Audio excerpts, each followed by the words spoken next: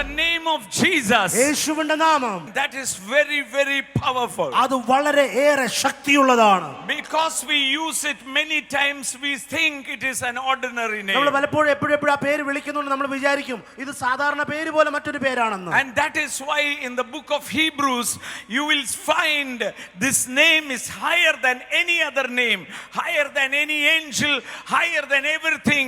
It says better, better, better, better. അതുകൊണ്ടാണ് എബ്രായർക്കെഴുതിയ ലേഖനം നിങ്ങൾ വായിക്കുമ്പോൾ അവിടെ വ്യക്തമായിട്ട് ഇങ്ങനെ എഴുതിയിരിക്കുന്നു, അവന്റെ നാമം സകല നാമത്തെക്കാളും ഉന്നതമായ നാമം. When you shout that name, ആ നാമം നിങ്ങൾ വിളിച്ചു പറയുമ്പോൾ, number one, ഒന്നാമത് you are being qualified for using that name. നിങ്ങൾ ആ നാമം വിളിക്കുവാൻ നിങ്ങളെ ദൈവം യോഗ്യതയുള്ളവരാക്കി തീർത്തതാണ്. Even the angels cannot use that name. എന്തിനാ പറയുന്നത്? ദൂതന്മാർക്ക് പോലും ആ നാമം ഉച്ചരിക്കുവാൻ കഴിയില്ല.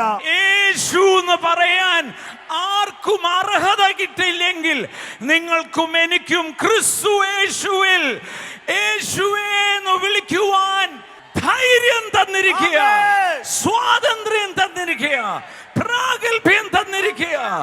വിശ്വസിക്കുന്നവർ യേശുവേ എന്നൊന്ന് വിളിക്കുമ്പോൾ